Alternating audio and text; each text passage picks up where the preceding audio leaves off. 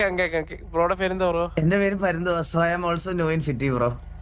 Bro ശരി, ഞാൻ ഇവിടെ വണ്ടിയില്ലാതെ എയർപോർട്ടിൽ നിന്ന് ഇറങ്ങി ലാൻഡ് ചെയ്തേ ഉള്ളൂ. അവിടെ റെന്റില് കിട്ടുമായിരുന്നല്ലോ ബ്രോ, ഫ്രീ ആയിരുന്നു. എനിക്ക് അറിഞ്ഞോടാ, എനിക്ക് ഇവിടെ അവിടെ ഞാൻ സിറ്റി വന്ന് ഇറങ്ങിയതേ ഉള്ളേ. സെർവറിൽ ആദ്യം സംസാരിക്കുന്നത്.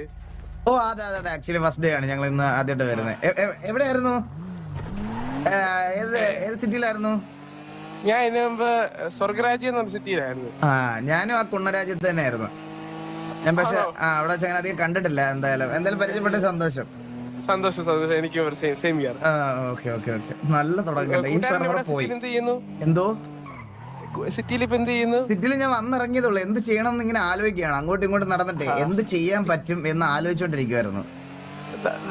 കാരണം ഏറ്റവും കൂടുതൽ ആൾക്കാർ വരുന്ന എയർപോർട്ടിലല്ലേ. അപ്പൊ എയർപോർട്ടിന്റെ അടുത്തൊരു തട്ടുകട ഇട്ടാല് ലാഭമായിരിക്കും എന്നുള്ളൊരു വിശ്വാസം ഉണ്ടായിരുന്നു. അതുകൊണ്ട് എയർപോർട്ടിന്റെ അവിടെ ഒരു തട്ടുകട ഇടാനുള്ള പ്ലാനിലായിരുന്നു ഞാനിങ്ങനെ അങ്ങോട്ടും ഇങ്ങോട്ടും നടന്നത്. ഞാനിങ്ങനെ ഇറങ്ങിയപ്പോ എയർപോർട്ടിൽ സെക്യൂരിറ്റി വേക്കൻസി ഉണ്ടായിരുന്നു. അപ്പൊ അവിടെ സെക്യൂരിറ്റിന്റെ ജോബിന് ആപ്ലിക്കേഷൻ കൊടുത്താലോ എന്നിരിക്കുക. സെക്യൂരിറ്റി ആയിട്ട് എക്സ്പീരിയൻസ് ഉണ്ടോ ഇതിനു മുമ്പ്? ഇപ്പൊ ഉണ്ട്. പണ്ട് ഞാൻ തെങ്കാശി രാജ്യത്ത് ഒരു വലിയ കുടുംബത്തിന്റെ ഒരു എളുപ്പപ്പെട്ട സെക്യൂരിറ്റി ആയി ജോലി ചെയ്തു.